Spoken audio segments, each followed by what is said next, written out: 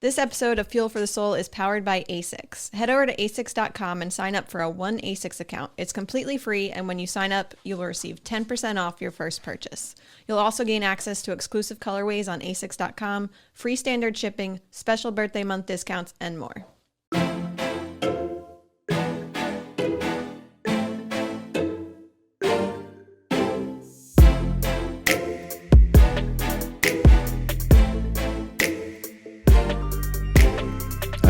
Hi, this is Thomas with Believe in the Run. This is Megan with Believe in the Run. And this is Megan with Featherstone Nutrition. Feathers! I hope I just blew someone's ear out with that. Yeah, it's stuck at this point. People are calling you feathers. It's worked. I think that you should run your next race in a feather costume. It doesn't have to be yellow. It could be any color of your choice, but yellow would be kind of cool with orange leggings. And maybe a... Meg, do you know who I'm talking about? Big Bird? Like Big Bird, yeah. And then Meg can run a snuffleupagus. Okay. That'd You've be had a lot of hilarious. ideas. This one might be towards the bottom. I don't know. And then quality. I could run in a garbage can. You've seen the how I Grouch? sweat. Can you imagine me in a feathered costume out there? It would get real ugly. Okay, maybe it's something like those Yeah. boa shorts that look like jeans.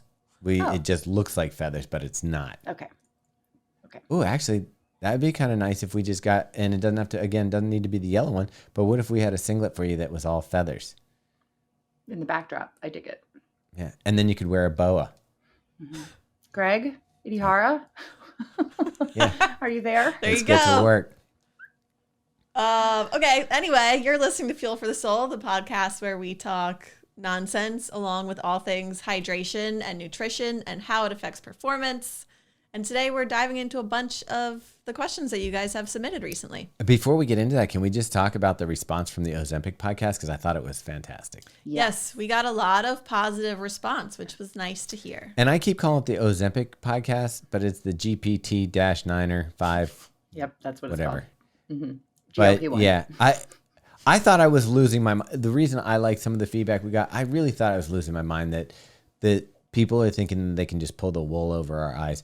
It's like that ketone thing. Like they're just throwing out everything. Like they're like, hey, I'm taking this and I never need to take my testosterone shots again. I'm taking ketones and I can skip a meal. I'm taking ketones and I went from diabetic to non-diabetic. I'm taking ketones. My hair grew back. They are literally saying anything without any kind of, backup. Yeah. It's just a dude in his couch. Like, I took it and, now I'm super strong. Before this, I was weak and now I can crush cans of beer into my forehead. Couldn't do that before. Have you noticed that, by the way, in your feed? Because you're sending me the keto. I feel like Instagram has figured me out that I don't dive into all this fad diet crap. So I don't get it either. I see it Just when Thomas, you send it he to shows me. it to me. Yeah. Well, I think fitting. men are targeted for the ketones. Yeah. I But- do think this one Yeah. is He male did- targeted. He did send me something last night, and this guy legitimately said, ketones are an appetite suppressant. I don't need to eat lunch. I was like, wait, He said it can we replace a meal. We can't drink a bottle of ketones for lunch? Like, get this off the internet.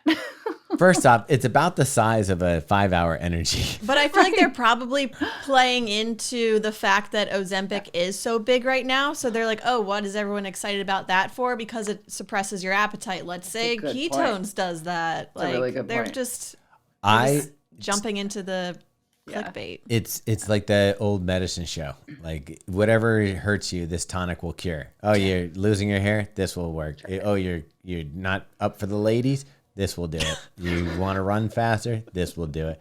You want to grow a pair of wings, this will do it. I might try it for wings. That sounds fun. Yeah, Yeah. I'm in. If I'll they give try you that. wings. Go listen to I think we're supposed to drink Red Bull for that. I'm pretty sure they got sued for one. that. Did you know they got sued for that? Oh, They did? whoopsie. Yeah. Aw. Yeah, because it doesn't actually help you grow wings. What is So wrong with somebody our sued him. society? That is, who decided to sue for? Okay. We're really off to a good start here. Yeah. Our sponsor today is Cheribundi. The Bundy. Thomas is holding up the sleep one. What are you holding up? The pure 100% So that's tart just cherry the concentrate. that's the standard, but there's another one. But anyway, the main point of this stuff is to one, reduce inflammation. Obviously, the melatonin one helps with sleep, and then also to recover faster. So, Megan, tell us Why? in the science-y way, why does this work? Yeah. So, I mean, Tart cherry juice, they've been researching for a long time. Like before I even started this business, and I was like just a little dietitian peon back in the hospital. They were doing a ton of studies on Tart cherry for muscle recovery because they're just crazy high in antioxidants, like much, much higher than any other type of cherry, right? It has to be the Tart cherry juice. And what they found is those increased levels of antioxidants in our body actually help speed up muscle recovery, specifically DOMS, the delayed onset muscle soreness. So cherry juice has been really helpful in not allowing our muscles to get so sore because they help recover faster, right? And then even without melatonin, Tart cherry juice has been shown to help with sleep. So a lot of people will drink it at night. It's got carbs in it, so that helps restock glycogen stores overnight. So, in my opinion, especially just this pure Tart cherry concentrate, it's like a food product, right? So it's not like a risky supplement or anything, and it is potentially very beneficial for recovery. It has extra carbs, which we need. So in my eyes, it's just a win-win to slug some of these back when we're training hard. I like the taste. And Thomas was saying he sometimes will dilute it with water, so it's more of like a drink afterwards. And just to clarify, this is intended for post-run workout or whatever, not pre, right? Well, if you're going to sleep, you're pre. Yeah, I suppose. I mean, it's a little less time sensitive, if you will. It's like most of the studies, they just have people take it once or twice a day for like 5 days before and 5 days after a marathon and see what happens, So it's a little less, time sensitive than some other types of supplements. My kids love it. You know what else is good on on sparkling water? On hot days? You throw it in the freezer and cut the like top a off, popsicle. and then you got a cherry popsicle. I'll have to try that. Super tart. So like you come in from a hot run, you're sweaty. Megan's like, "What? Why are you getting sweat all over the house?" I'm like, "Quiet. Hand me a Cheribundi from the freezer." Quiet. Yeah, my kids have gotten into my stash and they pour it into their sparkling water. They're obsessed with it. So I wonder, now I got a question for you. Could you add it to a recipe and it still have its benefits, or once you cook, it would be like, oh, you could? Mm-hmm. Absolutely. Like a smoothie or something, that'd be good. Mm-hmm. Yeah. Okay, if you guys want to get some of this deliciousness, you can go to cheribundi.com and then use the code FUEL, F-U-E-L, at checkout for 20% off. That's weird. We have a show called Fuel for the Soul, and they have a code that's FUEL. Whoa. That's neat. You suppose that was on purpose? You think? I suppose. Nailed it. All right, let's go ahead and dive into our first listener question here. And this is timely, well, kind of, because it's starting to warm up. But they said, "Hi all, I started using Skratch Labs high sodium hydration mix based on your recommendation back when it was called hyperhydration. I also followed your same use case for using it the night before some big workouts and races. I see now that it is discontinued. Though Skratch offers a substitute of 3 servings of everyday drink mix plus 1 serving of sport drink mix. It's also still available for purchase at some places. Questions: should I stock up on the remaining supply? Do you have a suggestion down the path of least resistance for figuring out what should be okay to use in place of Skratch high sodium? Like, is 1 element or liquid IV enough for the average runner, even though they have much less sodium?" Meg, I would say that Element is one before Meg says something, because they're a sponsor for our other podcast. But not only that, it actually is pretty salty. Yeah. And you can get a discount. Element has a ton of sodium. It doesn't have the carbs like Skratch has, but I guess neither does the everyday drink mix. And I guess the hyperhydration was mostly sodium anyway, right? Versus the carbs. Yeah, there were some carbs. So, I mean, everybody had their panties in a little bit of a ruffle here when when the high sodium, or the hyperhydration as it was called before, got discontinued, because we've talked about that a lot on here, because it was so easy, and we love Skratch. It was just easy to take 1,720 milligrams of sodium down in one packet, but so people were obviously a little bit disgruntled when it was discontinued. But like you guys said, there's a lot of options for high sodium drinks out there. Like there's LMNT, Liquid IV, you can just have a couple. So there's options. And I think, I was really excited. I got a package this week and it was the Skratch Everyday Hydration. I was like, sweet. So I get to try it. So I want to talk a little bit about it and kind of answer her questions now that I have actually tried it. And it's like a very tiny little pouch because it literally is just sodium and it has like an essence of flavor. So this one's tangerine and there's also like a lemon lime one. So it's not sweet. So this is the differentiating factor for me. Somebody who doesn't like stevia or doesn't want sweetness with their sodium, like this is a product like in a totally different bucket for me, right? Like Thomas. So if somebody just wants more like a seawater. But see, I mixed up one serving, so 400 milligrams of sodium, and I put it in like 16 ounces of water, which is like the high end of what they recommend. I didn't think it tasted salty at all. So I really think we have the same. We got the same sample package, and I didn't even taste it. Like I didn't think there was anything in there. Yeah. I actually don't like that because I will try to drink regular water. So I bring in like 3 bottles to work a day, and I have a fresh water bottle that has nothing in it. I usually do one that has an LMNT or anything else that you can flavor your drink with. And it's the flavor in that thing that actually encourages me to drink more. Right. So I think, it's a good thing to add into the repertoire. But yeah, some people aren't going to like the usage of it. I personally loved it. Like, I think it's going to be, I'll just stack 3 servings of that as like a hyperhydration. And then 2, we've talked a lot, both Meg and I are like heavier, saltier sweaters. So I'll probably add some of that into a bottle of Skratch when it's going to be a hot race. So I'm getting even more sodium in the bottle I'm carrying. So I kind of like the versatility of the product that you can kind of doctor it however you want. Mm-hmm. But that's me. I always screw with things and play with things and change them. So like that fits my personality. But to Thomas's point, like, and to this listener question, she's like, this sounds like a lot. This sounds like a lot that I have to figure this out myself. So I can see both sides of it completely, but I do think it's an option. In a packet of LMNT, how much element? Why do I always do that? How much sodium is in a packet of element? There's 1,000 milligrams of sodium. So it would be 2.5 servings of this. Yeah. So when we're drinking the night before and you're like recommending that people hyperhydrate, mm-hmm.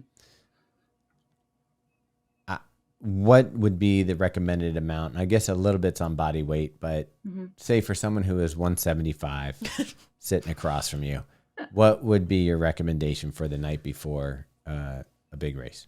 I would do at least 1 and then eat some salty stuff or food with it. Or if you haven't eaten a ton of sodium at dinner, I would probably do 2 and get, like, if it's going to be a hot race, to get in like the 2,000 milligrams, that would be closer to the older product.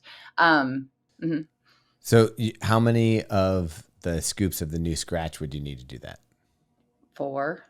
2 elements or 4 scoops of Skratch? Yeah. And like I was saying, did they send you guys these little individual ones too? So I also think it would be easy to stash this in a handheld. Like if you needed more sodium. So again, I think it's a versatile option, but her question, they're recommending to recreate the high sodium, to use 3 servings of this with regular Skratch. We don't necessarily need carbs to hyperhydrate. So like, it's more of a sodium thing. So I think you do you, right? Find your sodium however you want, whether it's this product, like Thomas said, whether it's a different product. But I do think these are, good options. And the hyperhydration, which is like you're saying, you don't really need the carbs. That's like the pre-race where mm-hmm. you're just trying to get in the sodium, versus during race, where I prefer, and I think you would recommend, the regular Skratch that has the carbs, so that you're getting both carbs and sodium out there. Correct. And then if you need even more sodium, you just add this into something that has carbs, which I think is really nice because it won't add flavor. It doesn't have sweeteners in it. So I think it just makes it really versatile. Perfect. I get it, like why maybe they're just simplifying the amount of products they have, and because you can kind of recreate it with these. Mm-hmm. I guess it works. Yeah. Like I said, I love it, but I think it is a little cumbersome for people who don't want to have to play around with things. Okay, let's move on to our next question from Jennifer. She said, Hey y'all, loyal listener here. Love the podcast and all of the amazing information you provide to us humble, nutritionally challenged runners. My question is in regards to caffeine. I drink decaf on the daily, but on race morning, I like to have 1 cup of the real stuff about 2 hours before the race and usually take in a calf gel or 2. I've been using Never Second. Morton is too much caffeine for this lightweight. And recently, I had an unfortunate case of severe runner trots during a half marathon. Ooh. Everything was going well until mile 6 when my guts announced themselves.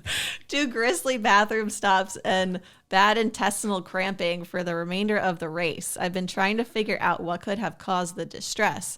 I had a boring, bland carb load with little fiber and fat and nothing new. I know when the effort is higher that blood is sent to the working muscles rather than the GI tract. Wow, she's really listening. I know. So could that combined with the caffeine have caused my catastrophe? I like that. I'm running a marathon next month, so if you have any thoughts on this one, I sure would appreciate the help. Thanks from me and my intestines. That was so well written so and good. clever that I would have thought Robbie wrote that. Yeah, Jennifer. Kudos. So before we hit this, it's interesting. Our coach, Megan, my coach, told us to not have coffee this week, to do lemon water with honey. I might have ignored this advice. Yeah, honey and lemon water, and skip the coffee because I think he thinks caffeine's the devil. So there was some research 20, 30 years ago, maybe older, that said if you abstain from caffeine for like a week before your race, then the benefits of caffeine are more pronounced on race day. So that's where that is coming from. But they've done some It's kind of research like if to somebody show. was a weed smoker or drinker, and you're saying, you get a better high if you're not Right. accustomed to the weed smoke. Or Yes. maybe for the alcohol, you're going to get drunk faster. If you're But also, not in alcohol. in more relative terms, they said this for carb loading too, right? Yes. Where it was like Yep. a few days before, don't eat any carbs and then eat all the carbs. Yeah. So Right. And I think, the carb load conversation and the caffeine conversation are the exact same for me. Like the week before the race, there's usually a lot of nerves, anxiety, phantom pains. Like most of us aren't like cool, calm, and collected going into our race. So not eating carbs or abstaining from caffeine, like that's just going to make this worse. Right. And I do think some people, if you want to do it and you think it works, that's great. But I also think don't rock the boat, because we still know caffeine is beneficial on race day, regardless of if you abstain in the week ahead of time, so I personally don't cut back on either carbs or caffeine in my taper. But I don't think we need to. I think there's some more recent research that shows that we don't have to do that. But so do you think her issues were related to the caffeine, or do you think it was something else entirely? What do we think happened here? Right. So I think, as I'm thinking through what happened here from the great information that she gave us, first and foremost, we know that 3 to 5 milligrams per kilogram of body weight is what improves performance from a caffeine perspective. So you want to take a look how much did she take in? Was it too much for her body weight? Was it not? For most people, that's anywhere from like 200 to 400 milligrams of caffeine. So I would guess that she took in 150 milligrams of caffeine because Never Second has 75. So that's not a crazy amount. But then that also goes to some of us metabolize caffeine differently. So we have a gene and we're either fast metabolizers or slow metabolizers. So typically slow caffeine metabolizers have more of the negative side effects from caffeine. They get shaky, their heart rate increases, they feel anxious. Like those typically the people who don't drink coffee on a daily basis. So it's kind of sounds like, she said she typically drinks decaf coffee and Morton is too much caffeine for her. So the vibe I got from her is that she's sensitive to caffeine. So for someone who's sensitive to caffeine and then is racing really fast, maybe the weather was hot, I think the combination of those factors, I think the caffeine could have pushed her over the edge to make those GI issues worse. But for somebody who tolerates caffeine really, really well, we typically don't see that impacting the GI side effects in a race. So for her, I wonder if it was one of the factors along with the others. But, I think the best thing to do would at like during a hard workout, try it again, see if it happens, versus trying it again in her marathon that she's training for, like play with it before to But see. be near a bathroom though. Yeah, right. It sounds like this catastrophe was no fun. Can just general nerves affect yeah. that too? Like, Yeah. like I think it could compound it. Like if you're not used to caffeine and you're worked up about the race, you're, really intense about the effort that you're going to be about to put out. That's where I feel like you can get like into trouble. Yeah, no, I totally agree. And two, she was racing a half, so our perceived exertion is higher, our heart rate is higher. All of those things contribute to our blood flow not going to our GI tract, which in some people causes, the diarrhea, because it's just your stomach just freaks out. And it's like, there's things in here, I don't know what to do with it. And they just drop it, right? So if she's prone to that, it could have been mostly the intensity of a half marathon race. So for a marathon, she shouldn't be at that intensity. So it should be better. But again, I think she should practice with those caffeine gels, because just because she's sensitive to caffeine on a daily basis, it makes me wonder if maybe we need to play with that a little bit. I like how you say that the intensity is higher in the half marathon, the marathon. Like I feel like you're racing. You're racing. No, You think?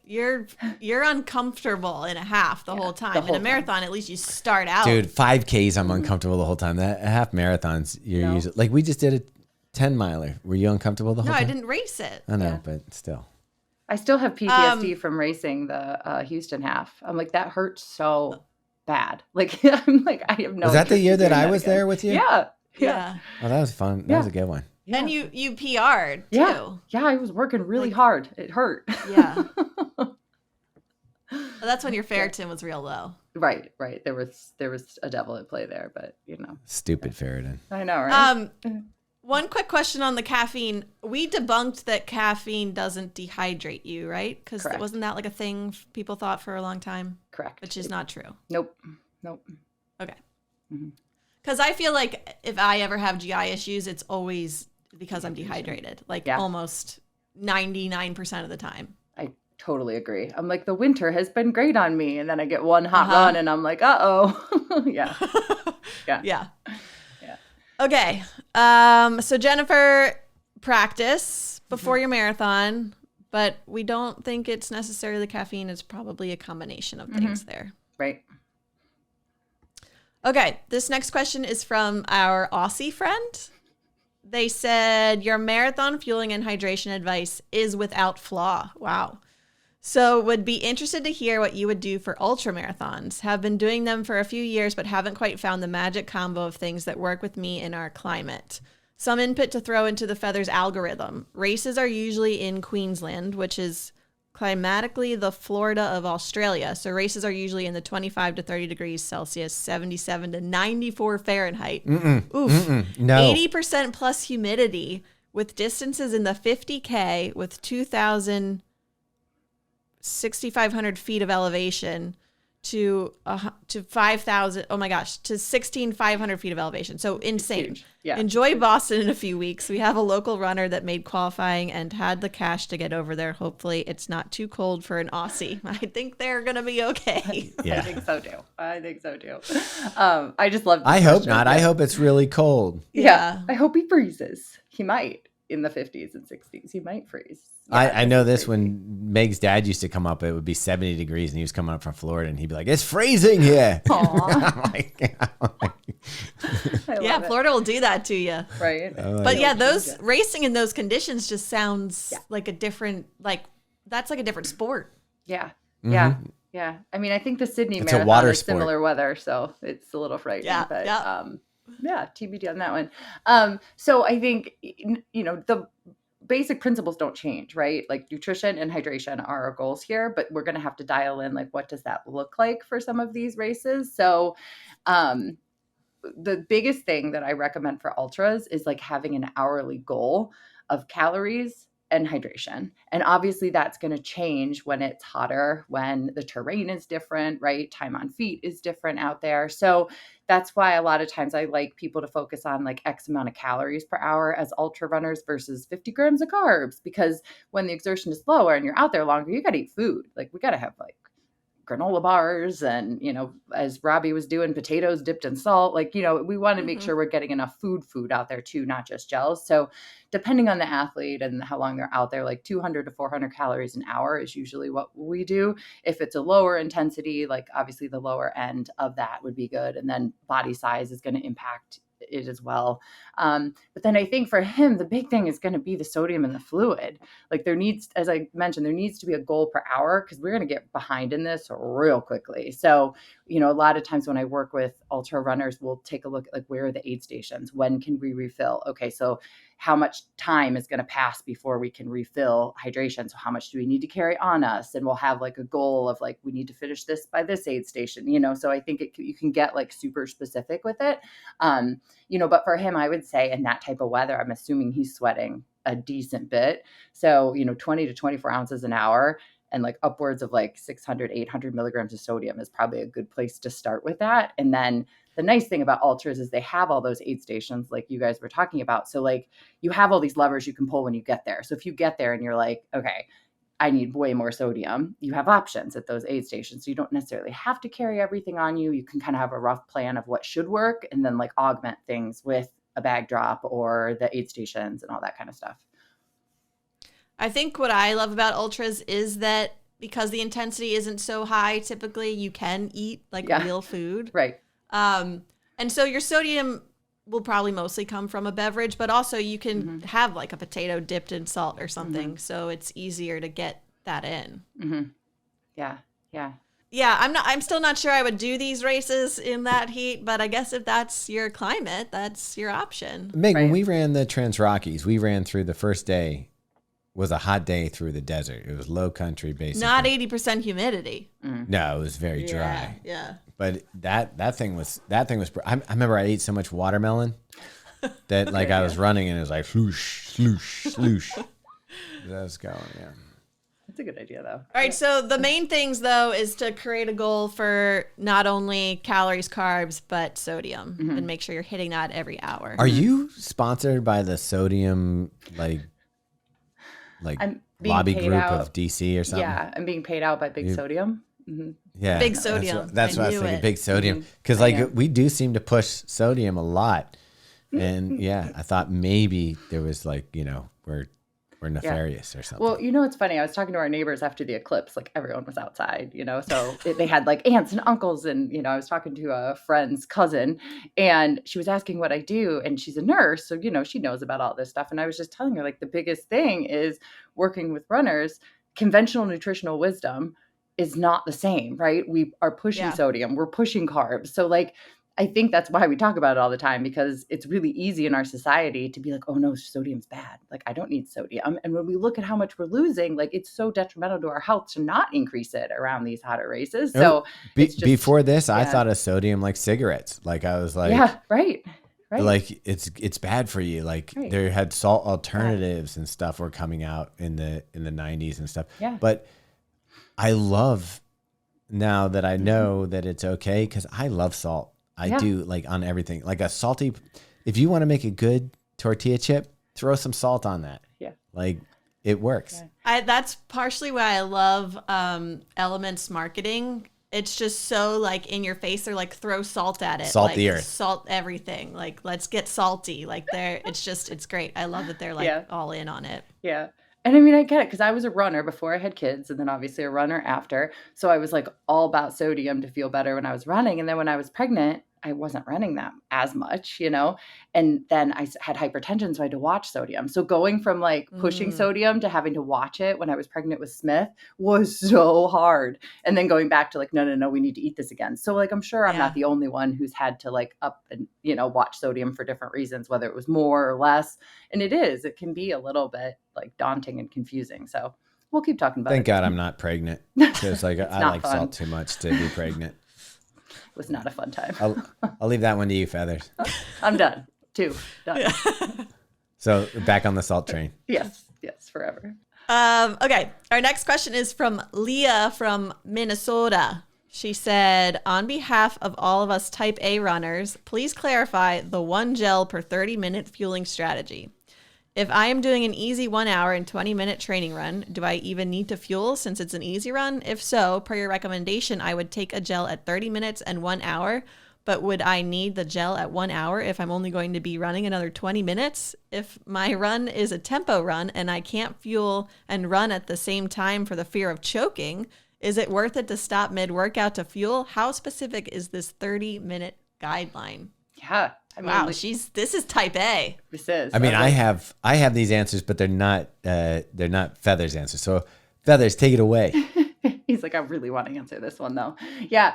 I was like, I feel like Leah's not alone here, but I think Leah is overthinking this. So the basic fueling guideline of fuel every 30 minutes is for long runs and races. Like that's where that recommendation is coming from. So like definitely let's lean into that for those things. But then as she mentioned, there's some nuance because we might be doing an easy 80-minute run on a Tuesday. Do I need to fuel that? So I thought maybe her personality needed some like additional guidelines to tack onto that. So we put those together here. So if on a long run. Can I ask you a question? Yeah. Am I going to hear anything about graham crackers in this breakdown? No. Okay, I thought I was going to get some graham crackers. Maybe. Like pre-run on the easy ones to Right. get a graham cracker in? Okay. Right. All right, So- go ahead. I'm waiting. Right. So that's exactly one of the things is if your run's going to be over 80 minutes, but it's an easy run, like during the week, we're not practicing fueling for a long run or anything. We just eat more beforehand. So to Thomas's point, maybe we eat 4 graham crackers instead of 2, and then we probably don't need to fuel out there. Put an emergency gel in your pocket just in case you do, but those easy weekday runs that, an 80-minute run for someone might be their long run on the weekend. So of course we're going to fuel that. But if you're to a point at your training where an 80-minute run is on a Tuesday and you're eating well before and after, you don't necessarily have to fuel that. And then the other thing was the threshold work question. So any paces that are threshold or faster, we're not going to digest fuel very well during that. So we either eat more beforehand or we take a gel during our warm up, or if we have a long cool down, we take a gel during our cool down, but I would not try to fuel during some of those, I call them stupid fast paces, because you're just not going to feel good. I've been It's not gonna doing go that. anywhere. I've been doing that like when I get the speed work. Yeah. Because normally my coach will give me like 2 minutes standing, walking in between threshold paces. Okay. So he'll be like, run your ass off. Then you get, Yeah. when you get, whether it's 800s or a mile repeat. Yeah. He gives me a 2 to 3 minute standing. So usually halfway through those ones, because those will typically be like a 10-mile workout or something like that. Yeah. I'll just carry one gel, and instead of worrying about the 30 to 40 minute rule, I just halfway through, I'm like, Take it. I'll just have a gel Yeah. and go. And I haven't had any issues, so I don't Good. know. Good. And that's good gut training, honestly, so that you can take that gel at the end of the race when you're basically running threshold effort. So I think it's not a bad thing to do that by any means. And I also think having those standing breaks bring your heart rate down, which is going to help us digest, right? Like if our heart rate is like really high for a long time, like mine always is, like that thing's not coming down. I think that's, But that plays into, yeah, that plays into part of her question about whether or not you need to keep running, taking the gel, or you can stop. She's saying, should she stop? Is it worth fueling to stop? Yeah. I think it, again, Feathers, but when I'm doing these workouts, it's the exact same thing where I'm doing a threshold pace. I get those cool down minutes. I take it. Literally, it takes less than 3 seconds to get the gel down. Right. And the best thing to do is to try it, right? Like Thomas, you probably did some of those workouts without fueling, and then you did it with fueling. And if you feel better and you can push the pace faster and you recover better after, it's worth it to pause and fuel. So part of this is all just an experiment and see, what works best for each person. Yeah. I was going to say the only thing we didn't answer is, I get this question a lot, so I feel like we should address it, is depending on how much time's left in your long run, do I take that last gel? Oh, yeah. So if you've got more than 10 minutes to run, more than 15 minutes to run, take the gel, right? It's a really good practice to fueling until the end of a long run when we were saying our effort's higher. A lot of people struggle to get their last gel in the last 10K of a marathon. So practice that in your training. Like that gel is going to hit your system within 7 minutes, right? So, if we're running 10 plus more minutes, it's going to help us feel better that final mile, 2 miles, whatever it is. And then also help with recovery. Like taking fuel is never lost. It's never wasted, right? Our body is utilizing that. And whether it's helping our performance or helping our recovery, it's never a bad idea to continue to fuel through these workouts or long runs. And if you like Pavlov, it's a nice, you get to that point, you get your gel. It's something to look forward to in the race. And I don't mean forward because like a lot of people don't like taking a gel, and I get that, but it does break up the miles. If you're thinking, instead of thinking I've got 26 miles to go, you're just like, okay, I've got 3 more miles till I take a gel, right, or whatever. And I feel like those little mental breaks can help you get through a tough spot. And to know, like, I only have 2 gels left. This must almost be over. I agree. I do think it helps. Yeah, I love emptying my pockets. Yeah. Like, oh, almost done. Yeah. Yeah. There's been several times towards the end of a marathon where I'm like mile 23 and I'm always questioning, like, if I have a gel, do I take it? And sometimes I literally can't. But if I can, every single time it's a better finish line experience. Every single time. So if you can get it down, just freaking take it. Because Yeah. Well, that's what at Tokyo, my mind was like, you can't take this last gel. Like, my diaphragm hurt so bad. I was like, you can't add an element to this. And then, like, the rational side of my brain was like, Megan, you can't finish this without another gel, you know? So, like, I made myself take it. But I get that sometimes our gut instinct is like, don't do this. So we need to override that with, like, you know, the rational side of our brain and be like, no, take it. You know that little meme of the girl eating and she's like I'd say she's 2 or 3 years old and she keeps like gagging and she's like, it's good. I'm like, I can't watch that. It makes me feel ill. I feel that's how I feel those later gels in the race. I'm like, that's good. That's good. All right. You know it's good for you, but getting it down can sometimes be. Yeah. Okay, let's answer one more question here. This is from Sarah Krizan. Maybe that's your last name. Hey, Megan and Fuel for the Soul team. I'm a huge fan of the podcast and look forward to listening every time I see a new episode drop. I wanted to write in with a nutrition question I've had for a while. I have a healthcare job that requires me to start super early and I can't get my workouts in until the afternoon. This works out fine for easy runs and lifts, but I've been struggling with what to eat on afternoon quality sessions and long run days. How can I nutritionally set myself up for success when I work all day and have an afternoon 20-mile or tempo run? Thanks so much for your help and keep producing awesome, informative content. I feel for this person. Yeah, 20 miles after a full day of work is rough. Wait, have I ever told you that in my former life, I used to do long runs on Friday after work? I don't know if we've talked about that. You did, because you told me. You've told me off the record because or you could have like told me I wasn't enjoy listening. your Friday evenings. Yeah, I live downtown Cleveland, and I was like, I'm not sacrificing my weekends for a long run, so I used to do them Friday after my healthcare job, which probably wasn't as stressful as hers, but. Yeah. Then how did you recover? Like, did you get sleep and rest after that to recover? So, like you should after long runs? Yes. I think I would go to bed then Friday night, but then I would have all day Saturday to have fun. And we played like flag football and then we'd like go out and I wasn't going out Friday. I was going home. Wait, was this single Friday. Meg? Yeah. Yeah.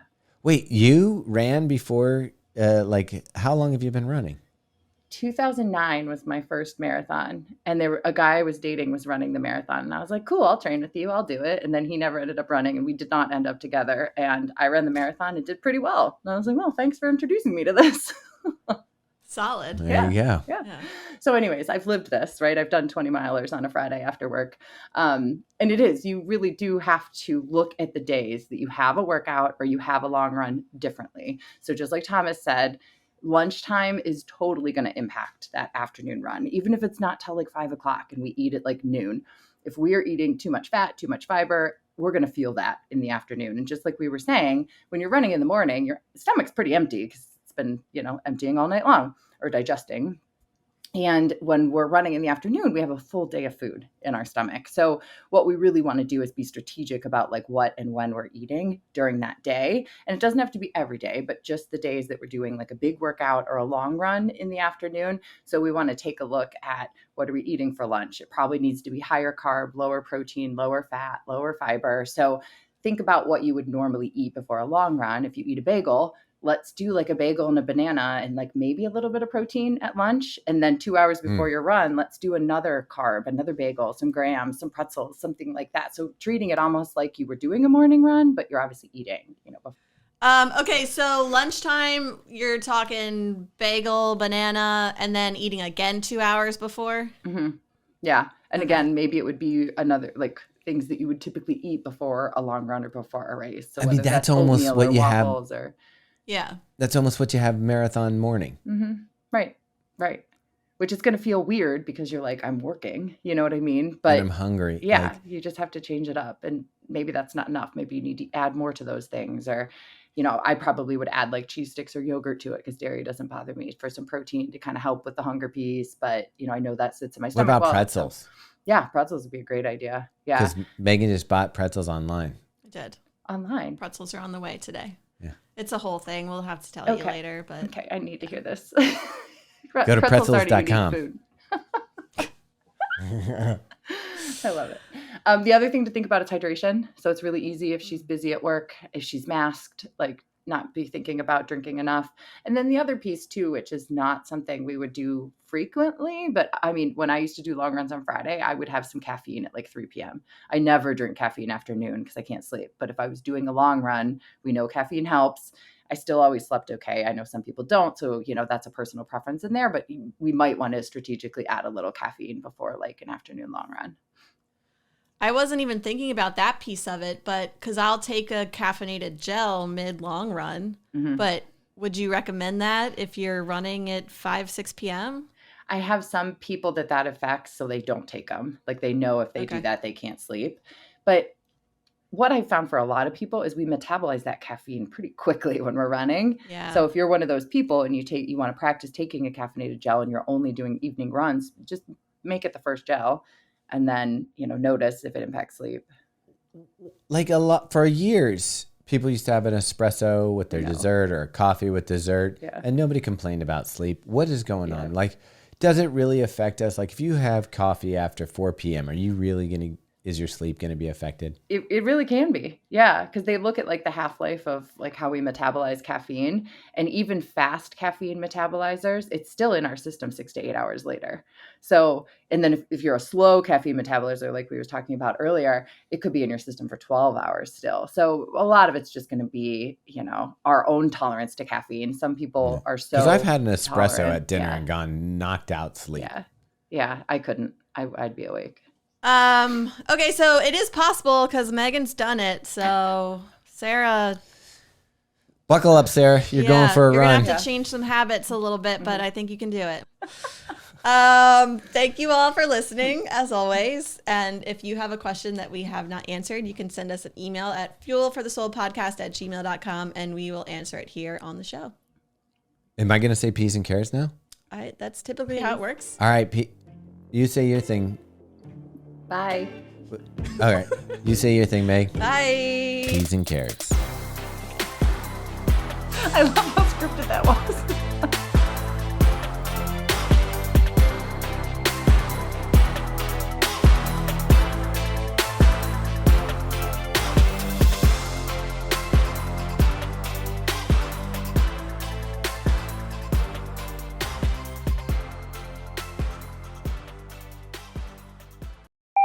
Thomas. What? Can I finish my text message? It's your world. We're We're on just Thomas time living in over it. here. Yeah. What? Okay. Don't know what that means. Alcohol or salt? Which could I live without? I still can't believe Robbie ate that salt out of a bowl. I lost a sock that day. I had to go in the wood. I had to go in the woods. Yeah. Matter of fact, I want to go get a coffee. Cut back on that fried chicken. That's all I'm going to tell you. Dude, I'm putting those on my nipples. Oh, that's feisty. And I'm just saying in general, not for racing, not for any other reason than I like the way they feel. Like, and I mean, I'm not like crazy if you're seeing the video here. This is regular man hair on the arms. Regular man hair. But like this gets, it gets, what do you call it? Prickly. It gets prickly if you shave it. And I don't like that. Yeah. Oh, yeah, prickly cactus. Right.